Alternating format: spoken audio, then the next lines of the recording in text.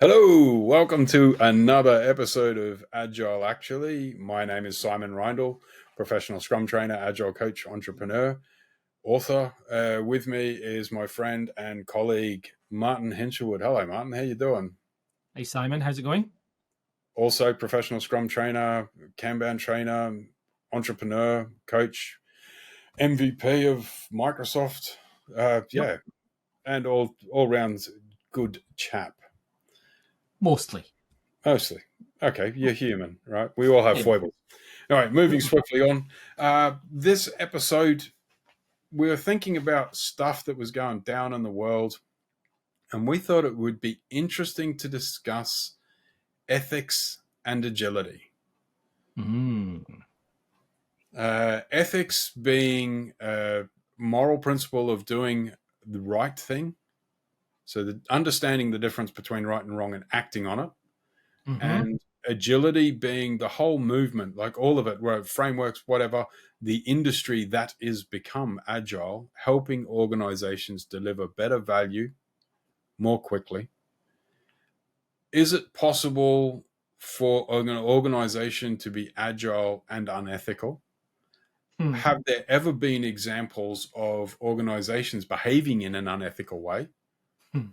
Are there consequences to organizations doing that?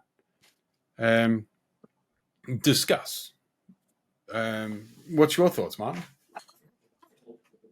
I think it's a very I think it's a very gnarly issue because there are loads of things that people believe to be ethical that aren't, or maybe I'm wrong in the way I'm phrasing that. Maybe there are just lots of people who don't understand ethics. That's Oh, okay.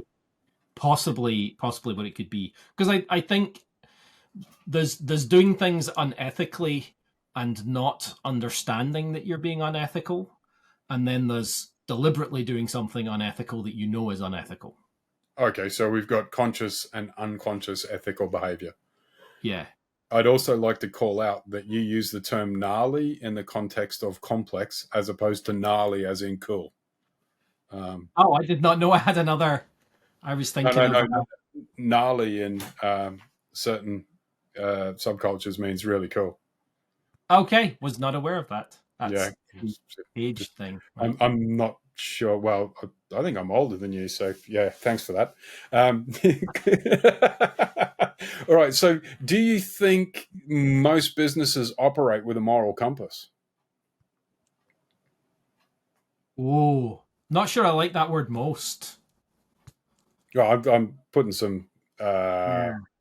well, should do you want me to rattle through the businesses that have at one time or another executed a poor or ambiguous moral choice that I'm aware of? Sure. I could probably, maybe I could add to that list, or maybe I'm just thinking of the same companies as you are. Yeah, okay. So Ford with their Pinto release, they consciously released a car that would probably cause deaths. Um, The Curiously enough, in Ford Mondeo pulled to the left under heavy braking. Renault with the bonnet catch that would fly up. Okay. How about Exxon? All right, we really want to like this will get everybody running for covers. Really dangerous one. Exxon had evidence that the oil industry would cause climate change in 1970 and paid to suppress the information and discredit the information. Yep. So I. there, Yep. there is climate change.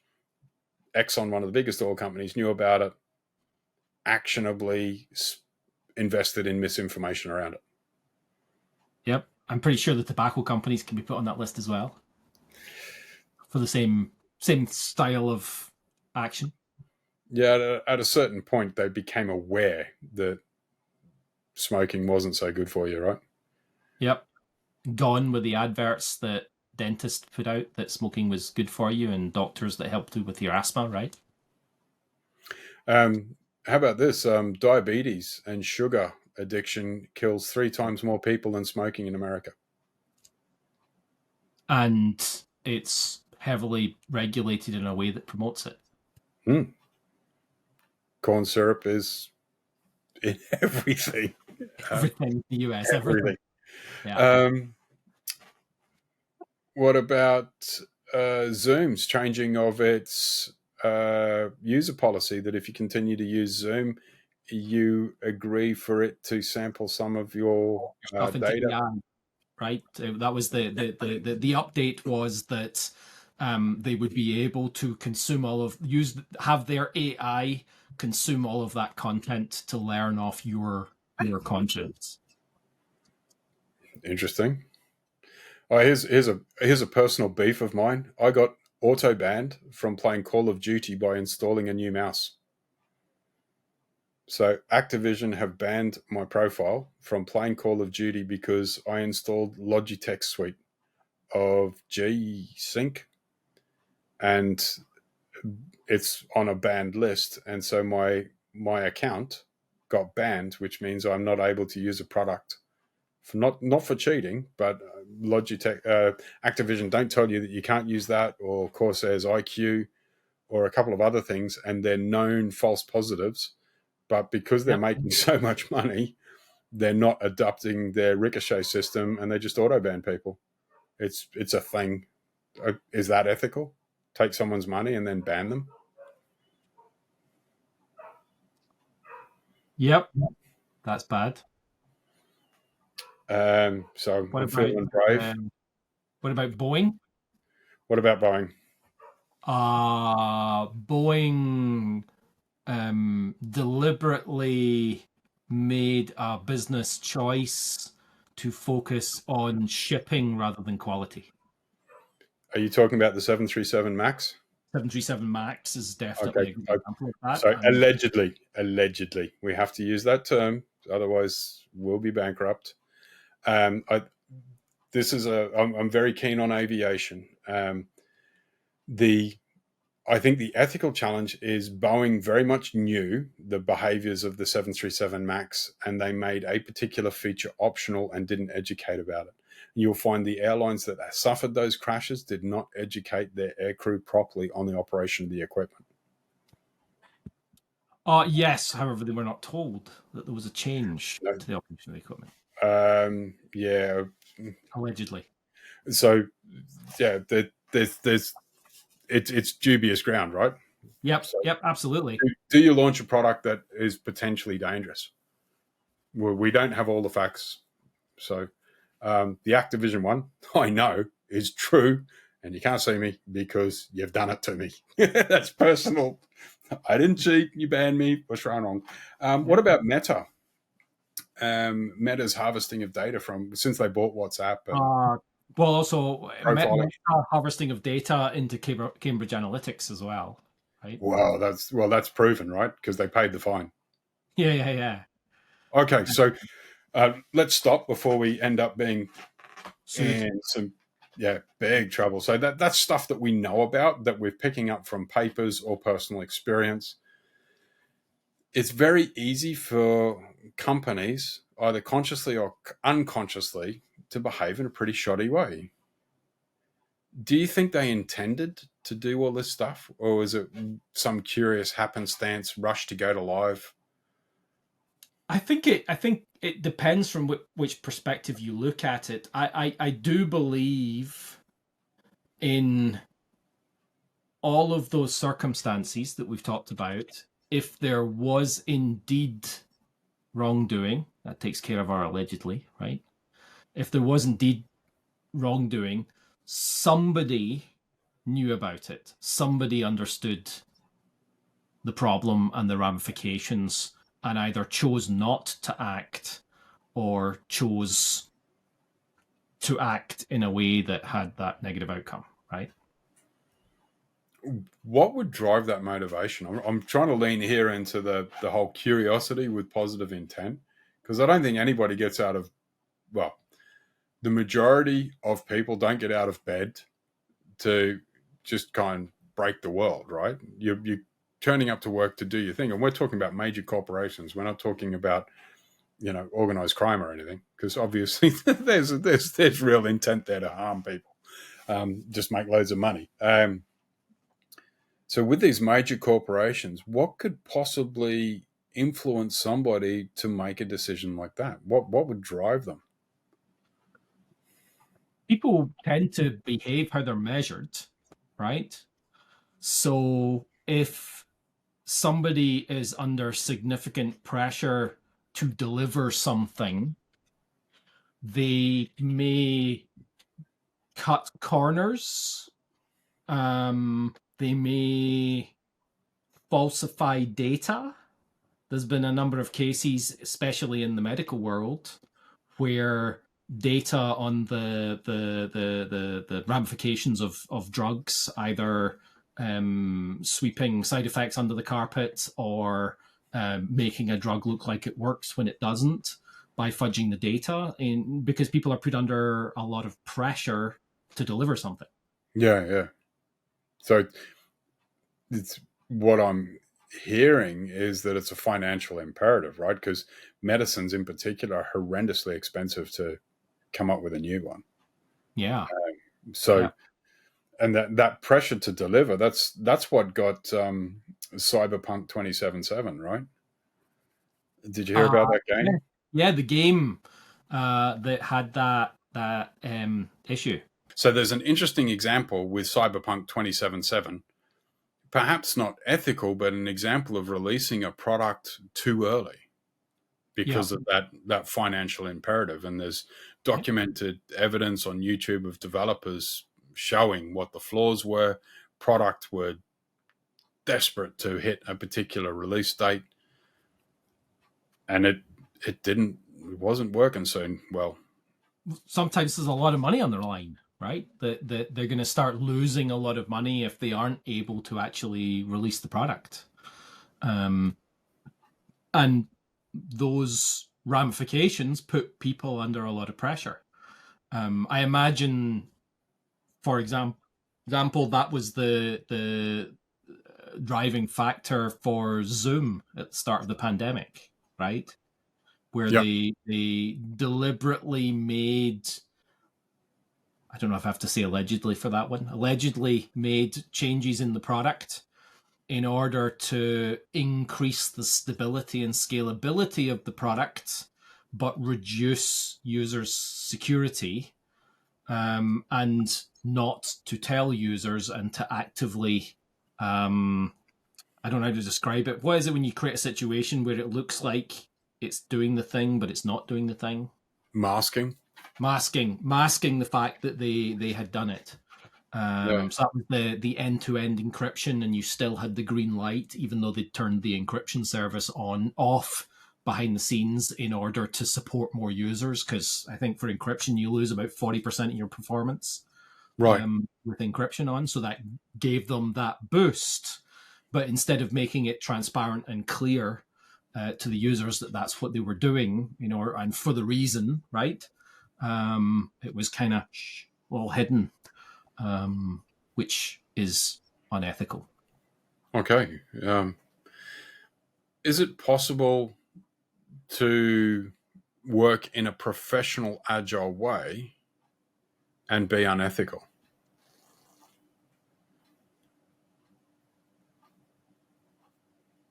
I don't remember reading anything in the Agile Manifesto that guarantees ethics. It focuses largely on teams collaborating and delivering value to the customer.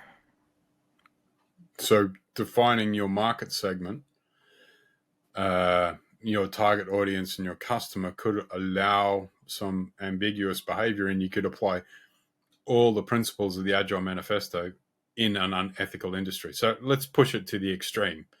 Phishing centers, they're huge, right? There's organizations around the world that massively target phishing emails, phishing texts, the Yep. WhatsApp scams, um, they blanket hundreds of millions, billions of people, and they need a very low bite rate to actually make themselves profitable. That's how the crime Yep. works. Yep. Um, they're amazingly responsive, right? every time. They're in. Yeah, they're iterating almost on real time on the copy, the opens, the links. The security people are blocking their stuff, and they're continuously iterating. I don't know how many emails I get with fake remittance advice, Yeah, or as a company, right? You get fake remittance advice. You get all these things that some of them look like legitimate emails, like somebody just asking you a question, but even if they're just phishing for you to click a link and validate that the email is actually a real email, it's still a phishing attempt, right? yeah. And then there's your Amazon account's going to be closed. Is the latest one that's hitting my inbox. Yep. Um, your security software subscription's out of date. Yep. Your And bank. you could send that out for your Microsoft security subscription, and you're going to hit a large body of people who are like, well, that could be me, right? Yeah. You just need that little bit of uncertainty. So The billing has expired. yeah, you're going to lose everything. So what we're saying is that you can apply the product aspects of agility in any context at all. And so it really is up to you driving the product process to choose to act in an ethical way or not. And I Yeah, know in the PSM course, for instance, we explore an ethical issue where you misrepresent what can be done at a certain amount of time, yeah, yep, which is ethical. And we tease that out in the PSM3 assessment as well. So that need for awareness of ethical behaviors there. But there's nothing in the guidebooks, the frameworks, the rules of Agile that says you need to do do good for the world, right? Well, sure, and I think it's definitely interesting. So I have my MVP, my Microsoft Most Valuable Professional, comes with an ethics guide. Like, you agree to comply by these epics as part of this award. Um, but I think I do remember a time many years ago. I think I was on the job. Maybe was it my second gig? 2001, 2002, around that time, and I was working for. This shows my age. It was a new media agency, right before, just after the dot-com bubble burst. And I was asked. I had so I was probably 22, and I was asked to create an application that took in a list of first name, surname, and company, and generated guessed what their email might be based on common company formats, Oh, and then emailed those emails with in those days you could really do the opened, right? Because there wasn't so much security around it, to find people's email addresses. That's one of the things I was asked to do, at the company I was at. did you do And it? no, I refused to do it. Absolutely, abjectly refused to do it. And I kind of, I lied about why I didn't want to do it. So I didn't want to do it because I thought it was unethical. That's why I didn't want to do it. But at 22, I don't think I had the balls to say I don't want to do this because it's unethical. Yeah, Because if I say that, it implies that I think the other person's being unethical, right? yeah. So It's a that could be judgment call, right? yeah, that could be an accusation, and it was the sales director that was asking me to do it. But what I did say, which I guess kind of didn't really get around that, but I think I was a BCS member, British Computer Society member, Yeah. and the British Computer Society also comes with an ethics Yes. guide. I think my membership had expired at this point, right? But I claimed that my contract, my membership of the BCS was based on compliance with a set of rules, and I said that this would break that set of rules, so I wouldn't be able to do it. So that's a really good practical tip. Is regardless of your organization, like if you're a computer person, is there a computer organization like the British Computer Society that has that code of ethics? I know as professional Scrum trainers, we've got a code of ethics. As an MVP, Yep. you've got the code of ethics. If you do any coaching training, there's coaching ethics from the ICF. If you do facilitation stuff, there's ethics there. Is whatever your profession is, there will probably be a professional body that can offer you a code of conduct to help you negotiate your way through the moral maze. Yeah, because I not everybody. I'm thinking. That's why I paused. Not everybody has the same ethical boundaries. I think. Well, there's some grounds that is very personal, right? And we see that Yes. being played out in society. That there's very strong issues that generate really, really strong response, and some of it's supported by the media, some of it's Sure, yeah. but some of it's just some of it's supported by other things that people ascribe to that they feel that other some things are encroaching. We're trying to avoid saying, religion and various bits and bobs, right? But It's there are things that are antagonistic. What's societal norm versus my group norms, and how do they mush together, and what do I follow, and what do I try and impose upon others, right? so Because that personal mores, personal beliefs, right? yeah, yep, Um, yep, however and they come about, right? yeah, it's like how do you? Well, it's up to you how you balance that. Um, Obviously, you'll make a choice when you join and work for certain corporations that work with certain industries. Um, I know some people would choose not to work with tobacco, for Sure. instance, energy companies, defense manufacturers, other things like that. Like there's the people will say, no, I'm not going to go and Yeah. work with them. Gambling is another one. So some people, Some people won't work with gambling companies. Cannabis companies in the States struggle with their cash flow because many of the credit card companies, many of the banks won't, because it's federally. I think it was. I don't know if it is just now, but last time I was exploring those ethical ideas, or at least I saw them in the news, it was federally illegal, so none of the federal banks would touch it. But state based, it was legal, but the banks have to operate across federal boundaries, and they had all they couldn't. So they had all this cash on premises, so they were getting robbed, right? Because everybody knew, oh, they've got all this cash, and they can't, because they can't take cards, so it has to be cash, and then they can't go put it in the bank because their business can't do that, so they've got all this cash on the premises, and they were getting robbed. So that's almost, they're doing it for ethical reasons, their own personal ethical reasons, and causing an unethical situation. which is, yeah, it's the curious conundrum you get when you have, legal juxtaposition. But that's, let's not go into, Yeah, too. yeah, don't, yeah, we're not going to go dancing down that rat hole. Um,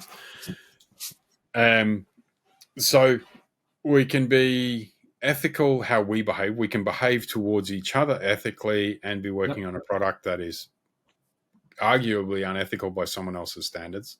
There are some grounds that some people would argue that, for instance, working in a fishing company, not as in fishing for fish, but as in the fraudulent fishing company, Yep. is the right thing to do because often they're in disadvantaged nations. It's a way for them to provide for their families.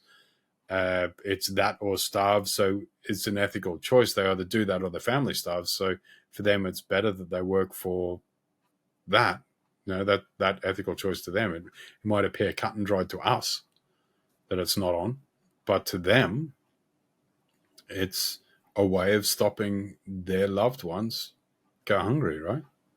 Yeah. I think I've always had a strong ethical compass of what I will and won't do. That comes a little bit from Asperger's, right? Folks with Asperger's tend to be very it's either true or it's not. It's either Yeah. false or it's true. It's right or it's wrong, right? Um, and I think that has set me in good stead, but also got me in a lot of trouble as well because I don't think refusing to do that work when I was 22 engendered me to that company, right? No. And Um, that's an interesting thing, is that if something's challenging your code of ethics, is it okay to walk? And I would suggest if something is really against your code of ethics or your values, the ethical and right thing for you to do is to walk. yeah, And that way at least you maintain truth to yourself. yeah. Well, but it also depends on whether, like, you might not walk from the whole company, but you might just walk from that particular situation, Yeah. right? Because it might not be a company ethics thing; it might be a specific situation ethics. For that particular company, I feel like it was the whole thing. I just didn't see it from where I was, if that makes sense. Mm-hmm. That it wasn't an unusual thing to happen.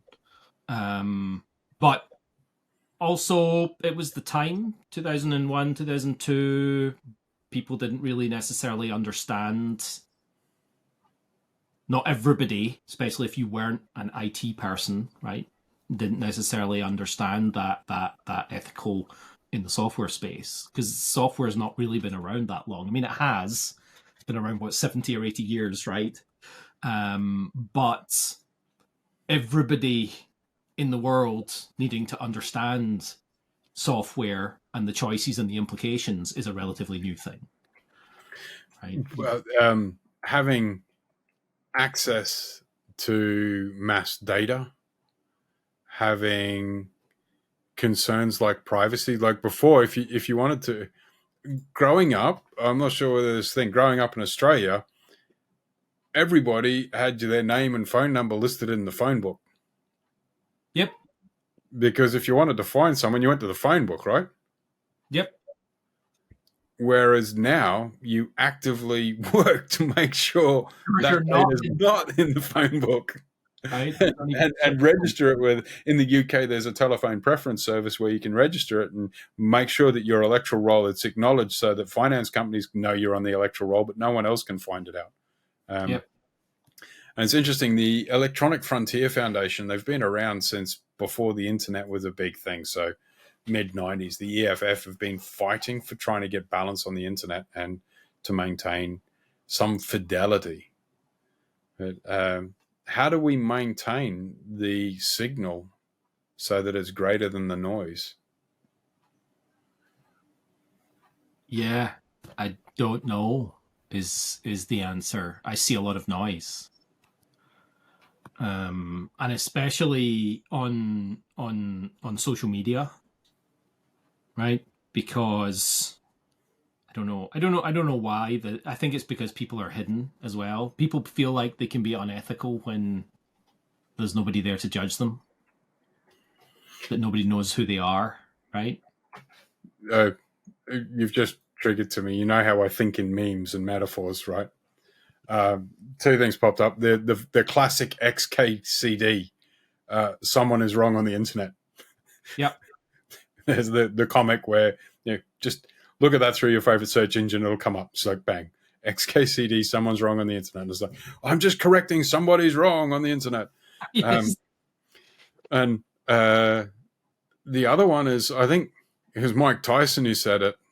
Social media created this space where people thought they could talk nonsense without getting a punch in the head. Yeah, yeah, yeah. you know, Yeah, you say something to somebody's face and you say something so horrendous that they could give you a punch in the face.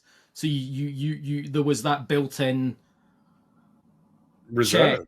what people say that prevented you from doing that to people's faces. But then on the internet, where it's a free for all, and nobody knows who you are, and you can create a fake account, it's very easy to say things with no ramifications whatsoever. So what do people say when there's no ramifications whatsoever?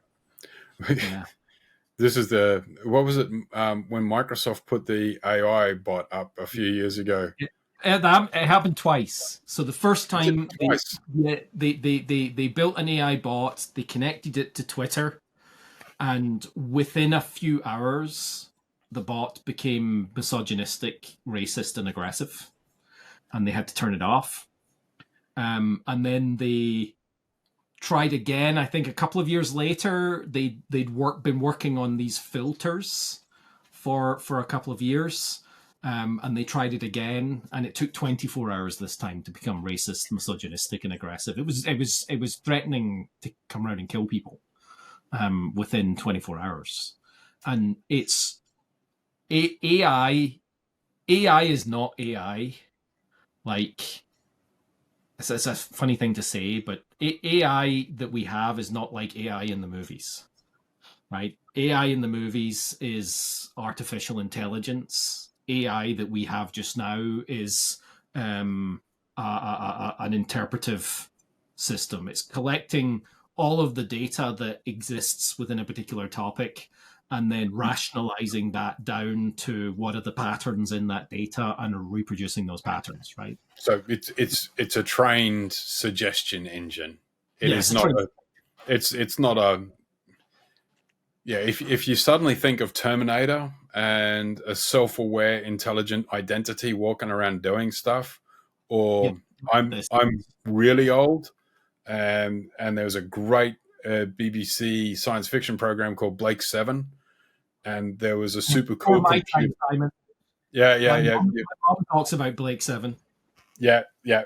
So go and look it up. It was brilliant. It was really well done. But there was this supercomputer called ORAC, which was this perspex box with some lights in it, and it was self-aware, right? It was fully intelligent, Ziggy, And Ziggy from Quantum Leap. I'll take your word for it. Missed that one. But yeah, but that's It's why. not that. It's modeling, right? Yeah, it's It, it, modeling. So it if you plug it into Twitter, the AI will reflect the sentiment on Twitter. So it became a horrible. racist, misogynistic, horrible person, right? Because that's how people are at. So There that are there are people who are being nice on Twitter, but the majority of stuff on Twitter is people being nasty to each other with no repercussions. imagine it if they did it now, when a lot of the checks and balances have been taken out of X, as it is now known. Yeah, I think if the thing I always think about, that's more on the ethical part, right? Should they be taking those checks and balances out? The part that I find more interesting is that hu- humans also do some of what AI does. Current AI is not doing what humans do, but what AIs are doing, humans also do. We collect a bunch of information, we surf it for patterns, pull out the things that patterns that we connect with, and then that becomes part of ourselves. Which is So why, which we is we lazy load, right? We lazy load and we generalize. well, it's ultimately why magically we're always born into our religion, right? Like that's the thing where the data we're absorbing as we're growing up is the thing that creates that mental mindset that we're in. Therefore, we're always in the perfect religion for us because that's the one we've been taught. And it's the same thing. If you're engaging with a bunch of nasty, mean people, you're going to start talking and acting in a nasty, mean way. Well, Because it's that tribal drive, right? And if we yeah. okay, so we as humans have a desire to be part of a group. If we're surrounded in a group that are behaving in a poor way, how do we become self-aware that it's poor, and what do we do about the situation? So then this comes back to ethics being subjective, right? The what's one person's bad thing is another person's it's fine thing. Probably not best words to use, But there's some general trends of what really poor behavior is, and this is where I, reflect on Asimov's laws, right? yeah. Most people, I probably feel comfortable with that statement. Most people are physically upset when, or physically affected in a negative manner when they see another human or even another animal being subjected to some kind of pain, right? Yep. Most people are upset with that, and even animal you could see that in the animal kingdom with each other as well, right? They're usually hunting to eat. They're not Yeah. They trying don't to play with their food, right? yeah. Well, except cats, but they're psychopaths. Yeah. Um, Well, this is like cats and humans are the only ones that torture other things, right? yeah. So that there is inherent moral and ethical routine subroutines in humans that are triggered by those things. That's probably part of how animals survive, right? Humanity survives is because we have helped each other. What was the there was a lady, she was a um anthropologist, and she was asked, I don't remember any of the names for this, but she was asked what was the first indication that humans when did humans become not animals but sentient? What was the first sign of sentience? And it was a repaired broken bone. Oh, tools. No. So this is Ah, if so yeah, this is when you we actually broke your leg, look after a weak person, right? So when we you're actually, looking after a weak person, taking care of somebody till their bone had healed, and then they're able to be productive again. And that was her moment. That's what they're looking for when they look back in history, for whether this group was sentient or not. Right? so I'd challenge that. I wouldn't say sentient, but I'd say Yeah, I'm civilized. using the wrong words. Yeah, so I'd say civilization. That was the point that Yeah, we yeah, became. the first sign of civilization. You're right. That's exactly the phrase that I was trying to get to, but couldn't. Yeah. Thank you, Sam. So really, if we're thinking about it, is basically that first law of Asimov's, which is a robot may not injure a human being or through inaction allow a human being to come to harm. Yeah. So basically, if we use that as the ultimate imperator, that is the ethical boundary. But then immediately we're hit with the escape clause of what if you're in defense of your realm? And that is where the military come into play because Sure. they're that's the in extremis, that's the straw man argument, right? But day to day, most of us don't have to go around and maim or injure or No, not hopefully until the not doing that. apocalypse comes through. We'll be fine. Not so okay. We're all good till the zombie apocalypse. Yeah. Cool. It doesn't have to So be zombies. It just has to be any form of apocalypse, right? yeah, so well, we found out through COVID in the UK that the first consequence of apocalypse is we run out of toilet paper. Yeah. The second consequence is can't buy a webcam. That was the second consequence of of COVID. Yeah, yeah. I can't buy a chip because for my graphics card because everyone's crypto mining. Everybody's crypto mining from home. Yeah, I think that core moral and ethical code, although for some people it appears to be broken, right? But in general, for that core, maybe some people have overridden it. They still have it, but they've overridden it. Yeah, And some people definitely don't have it. That's for sure. There's yeah, but psychopaths. that is, They are I would fundamentally suggest, statistically a very, it's an extreme outlier. They're beyond the three standard deviations. They're the, serial killers get a lot of publicity because they're so rare, right? yeah, yeah. Thankfully. And yeah. But the beyond that, humans have an inbuilt moral and ethical compass, which means that if somebody, and this is why you get whistleblowers, right? People are making decisions that go against their moral and ethical, and it's learned or imposed behavior Yeah. that's So, overriding their inbuilt and moral it's and that sense of do no harm, right? And I think that's the essence of the first law is we do no harm. We don't make the situation worse for others.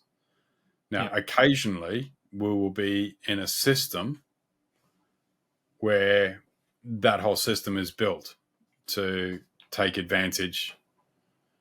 And at what point is the checkout, Because ultimately, social systems require some transactions. Some people are going to come off better, some are going to come off worse.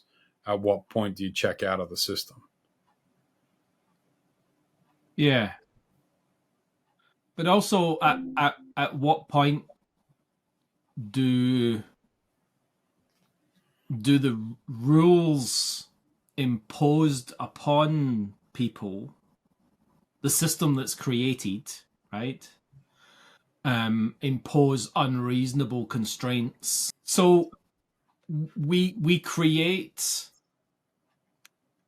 There's two forms of this, right? One is obvious. It's the law, right? We create systems to impose, and I'm using impose loosely, Mm-hmm. threat of punishment, right? So it's an imposition to impose certain behaviors Yeah, yeah. are based on societal norm, right? So But yeah, depending upon your country, that there's different policing models. To be very philosophical about it, and in a lot of the Western world, it's policing by consent, where they're just a reminder. some of the Um, Western yeah, okay. Rat hole. rat hole, yeah, rat hole. Police by consent versus police by enforcement, yeah. Well, Um, so there's classical. some social laws or boundaries. They could be laws. They could be some social laws or behavior codes. Yep, That's the way our tribe rolls. Um, that's like my MVP code of conduct or the yep. BCS code of conduct or the Scrum.org code of conduct. These are all um, um, they're not expected. I think the core thing with those types of things, those codes of conduct, is that they're not expected to be broken. Right? Yeah, it's They're like the doctor's Hippocratic oath, right? just be the default. Even if we didn't ask you anything, even if we didn't tell you about it, we don't expect you to do any of those things. Yeah, it's like here's table stakes. Don't be a dick. Yeah, because I read a lot of these codes of conduct, and I'm like, yeah, why would anybody do those things? It just seems like a no brainer that you wouldn't do those things. But you know, some of them are a little bit more strict than others, right? Mm-hmm. Especially when you that well, that's probably a rat hole as well. Imposed, what's the word? Imposed speech, right? Or imposed ideas that you're. It's not necessarily that core thing, but you're kind of forced to do that thing. there's a few things like that I've seen in codes of conduct, that maybe are starting to get to that edge of that moral and ethical. Is it ethical to impose thought on? I'm using air quotes for thought, but impose thought on other people. But I guess pendulums, right, swing in lots of different ways.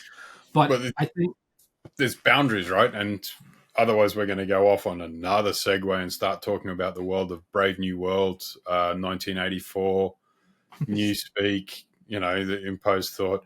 And I couldn't help it, but this is the way my weird brain works, and random connections firing off. As soon as you said policing by consent, policing by order, good police, straight in my head, Judge Dredd walks in. yeah, It's just like, yeah, that's that ultimate policing by enforcement, right? yeah, That you have some kind of societal. This is a whole side topic, but you have some kind of societal thing that changes, which in the Judge Dredd universe, it's mass unemployment because mechanisms are taking over all of the jobs. So yeah. there are no jobs for people. So if everybody's sitting around not doing anything, you end up with listless behaviors, right? Because people have no outlet for what I want to do. And then things can very quickly get out of control, and you need stronger enforcement of the rules, right? That's Which ties into another fantasy universe because all the judges are clones. Um,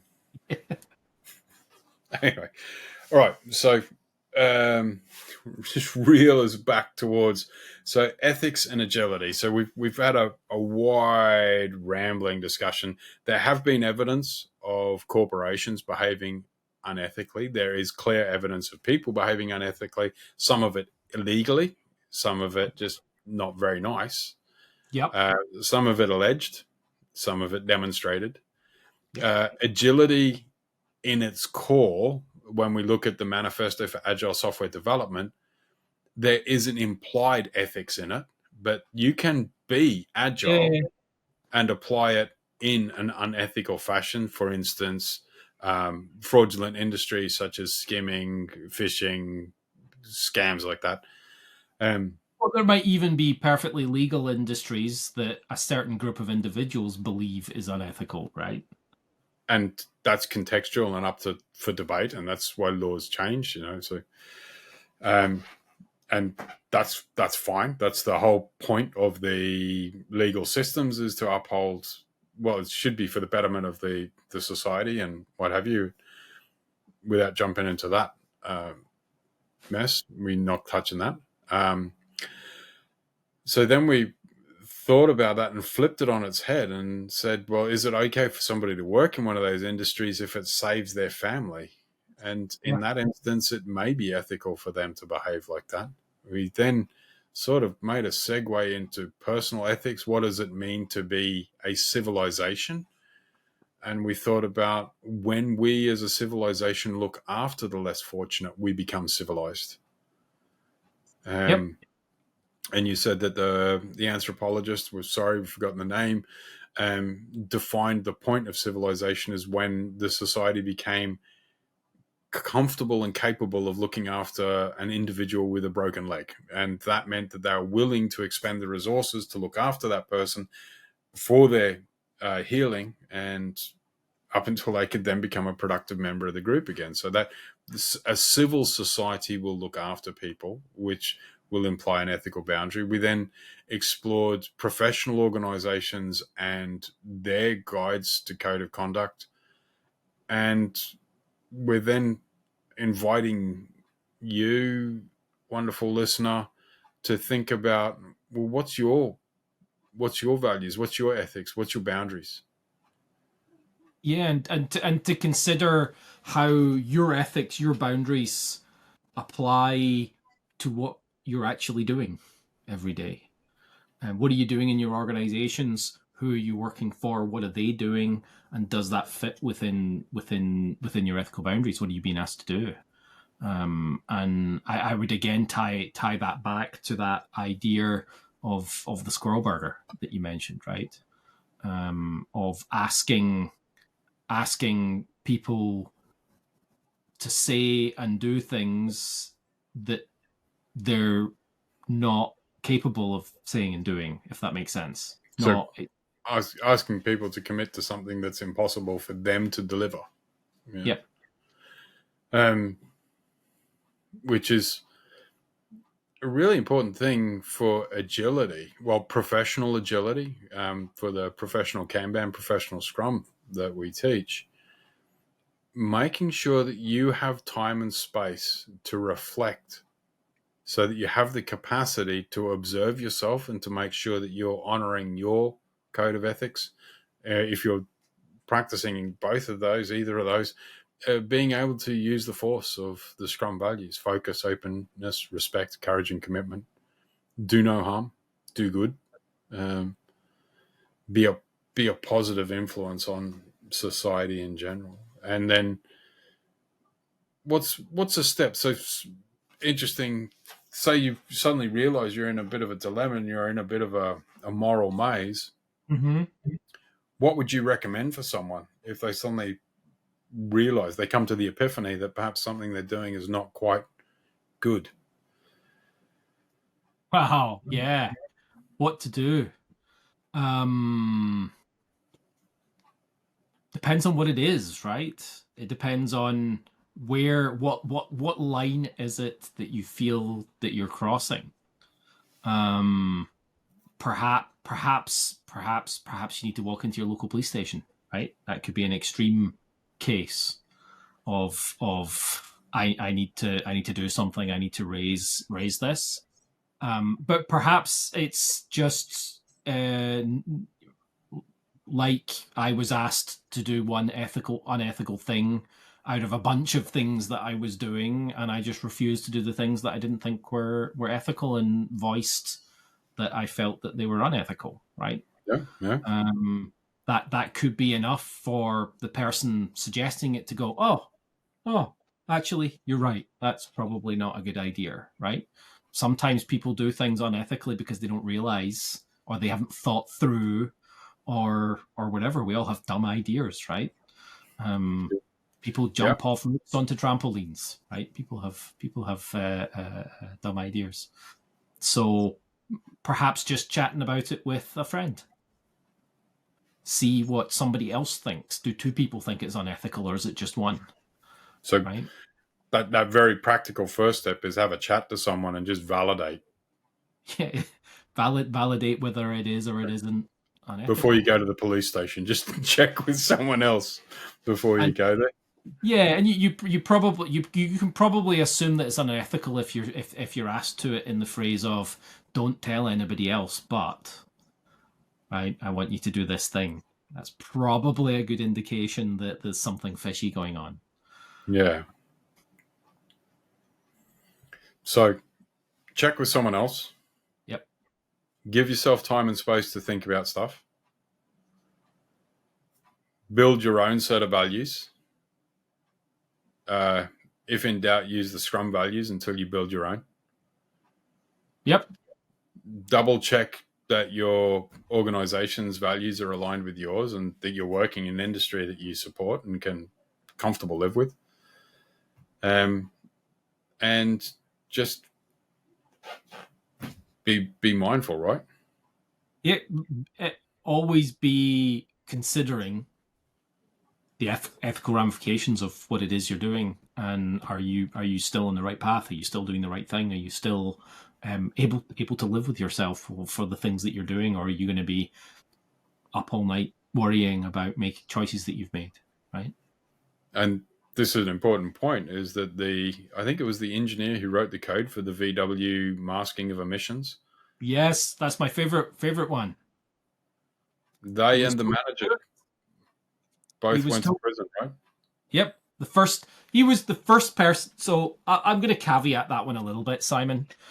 He was the first person to go to prison, but he was also the lowest level person to go to prison, so probably had the cheapest lawyers, right? So there's that as well. You're not telling me that there's a two-tier system in society where rich people get away with stuff because they can pay for better lawyers, eh? You can afford more expensive lawyers, then you have a greater chance of not being punished, right? I mean, that's just a little bit of reality there that really shouldn't be there, but it is. The quality wise, right? Quality of the service. But yeah, the person who wrote the lead developer who wrote the code for Volkswagen in the diesel scandal was the first person who went to prison. We as software engineers have a moral and ethical responsibility to do the right thing, and I didn't know is not a defense for a moral and ethical ramification. Yeah, nor is I was just following instructions or orders. Yeah, I was just following orders is not a defense for doing something morally and ethically wrong. And you know it's wrong if someone's going to get hurt. And if you have to ask that question, is it morally and ethically wrong? Probably when I consider it, right? So I just need to caveat that thing about someone's going to get hurt. There are certain industries that's what you're doing. So yeah. There are certain industries where that's the outcome. Yeah. Ultimately, it's up to you, and make the world a better place, right? It's in your gift. So you can be agile, you can be ethical. Do no harm. Ethics, there is an overlap. We need to be ethical regardless of our process. And we wish you every success with your businesses, and look forward to hearing our next discussion on Agile actually. And if you have any interesting ethical quandaries that you can share, we'd be interested in hearing about them. Yeah. Share us your ideas, share us your feedback, link, like, subscribe, all that cool stuff. And we'll see you next time. Thank you very much. Thanks, man.